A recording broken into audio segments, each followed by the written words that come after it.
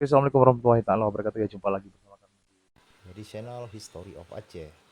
berada di Pada kesempatan kali ini, ini berada di Kampung Blangbaru, Kecamatan Lempang Baru, Kabupaten Pidi ya. Ini komplek kuburan ini dulu terkenal ini salah satu snipernya dari Aceh ah, yang bernama Teuku Nyak Raja atau lebih tepatnya lagi dikenal dengan nama Tengku Imum Lungbata.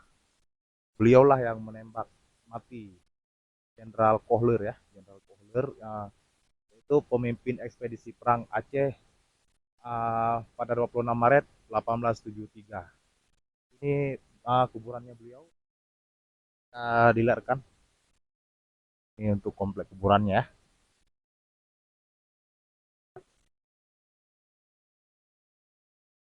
Kurang perawatan nih untuk kuburannya. Tapi ya alhamdulillah masih ada balai ya di sini ya.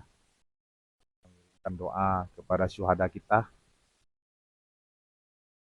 Tuh, Tunku Imum Lungbata. Imum Lungbata, beliau orang yang paling dicari-cari pada saat agresi militer Belanda di Aceh pada masa kepemimpinan Van Hees yang ada di Aceh. Kebetulan pun suasananya lagi hujan ya. Tapi nggak apa-apa, nanti saya ulas lagi ini untuk sejarahnya darinya. Beliau Tengku Nyak Raja, Teku Nyak Raja ya, atau Hulu Balang dari Lungbata. Komplek inilah makam terakhir beliau, tempat terakhir beliau.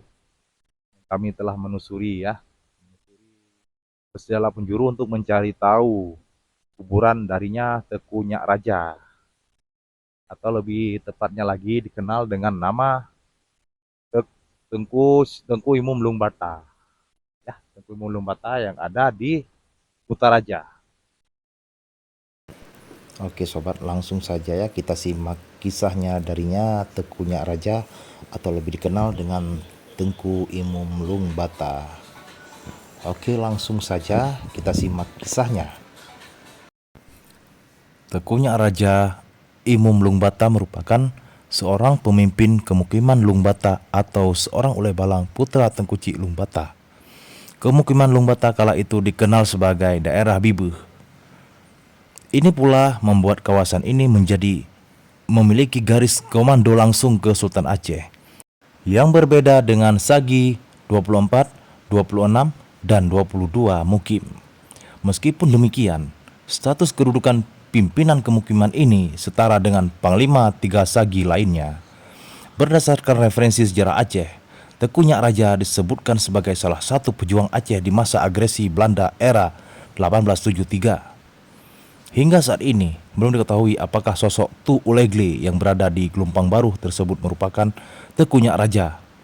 Pun demikian, Rizal aktivis Mapesa lainnya menyebutkan sosok yang dikenal sebagai warga Tu Ulegle juga pejuang pada masa perang melawan Belanda. Kopnya syahid di Panti Raja, kata Rizal, yang juga warga Pidi ini. Di sisi lain, kami sangat menyayangkan banyaknya makam para tokoh sejarah Aceh yang tidak dirawat semestinya oleh pemerintah. Ini termasuk makam Teuku Nyak Raja yang diduga berada di komplek makam Tu Ulegle, Gampong Gelempang Baru tersebut. Dan kami di sini sangat menyayangkan kepada pemerintah terhadap makam para pahlawan dan raja-raja serta ulama Aceh terdahulu itu yang tidak terawat.